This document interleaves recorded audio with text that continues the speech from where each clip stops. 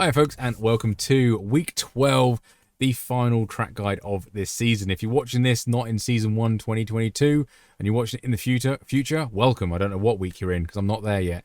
Anyway, F3 at Hungaroring. It was a blast to go around here, and I did face backwards quite a few times, so I'll try and remember where all the times that I span. It was quite a few because I finished.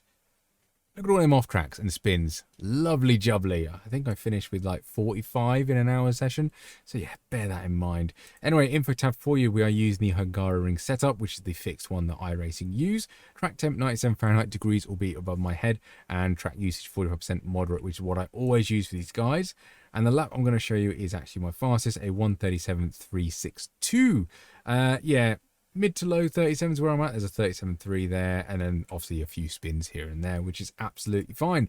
Above my head, you should see two screens. One will be my Discord, is how I actually get into these sessions. These are obviously pre-recorded before the week goes out, so that's how I get into the session. Try and make it as accurate as I can to the week following. Again, if you're watching this in the future, you know, temps could be slightly different, so that's why I let you see the info screen. And the other screen you can see will be my Discord, where I post up the season schedule all the time, and also in there the OLAP, BLAP, telemetry and replay file will all be in there, so you can see exactly how I did on the track, and you'll also see all them spins and all the pedal inputs from that. This is the end of season 1 2022, so I do need to know what you want to do next season. So comment below on the track guide you wish me to follow after we get after week 13. Hopefully we'll keep our licenses where they are. Otherwise, thank you very much for watching, and yeah, let's get on with the guide. Right, small disclaimer, there is an off track on this lap, which is very, very frustrating.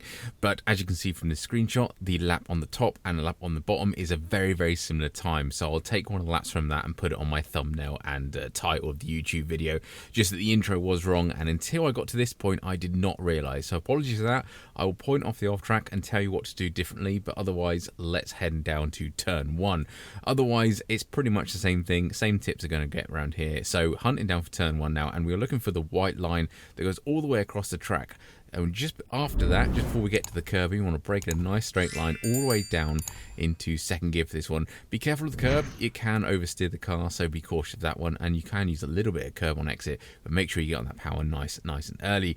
Coming down to the tricky braking zone of turn 2 now, and this is downhill, and it's very easy to lock up the left-hand front tyre, so take it easy. Start the curbing, brake in much as a straight line as you can, get it down all the way down into second gear, and then start turning in. As soon as you see these yellow flags over here, start building up the throttle, and you can run a little bit wide out here because you can go full throttle around the kink of turn 3 without any issue. Short shift in fourth and give the curb a cheeky little tickle as you go past. Don't run too far wide on the AstroTurf. There is a off track over there. The awesome turn 4, we are up into 6th gear, and we are braking just on the curb in a straight line down into 5th gear, take a little bit of the apex curb and feed it through nicely. Again, there's a nasty little slowdown and off track out there, so be mindful of that. End of the green and blue barrier on the left hand side. We are braking very, very gently around here. We want to carry a lot of speed through the corner, hit the apex about now, and then back on full throttle as soon as you can. Little bit twitchy there at the rear end. Rear tyres are starting to complain, so bear that in mind for coming up for this section here.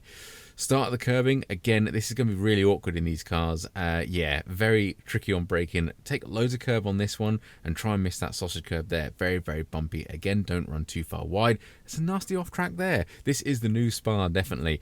Around this one, slight dab of brakes. Change down into third gear for this one and try and get as left as far as you can to really open up this one. Nice and gently on the throttle. You see I'm kind of balancing throttle and brake to try and not run too far wide. Again, there's enough off track there as well.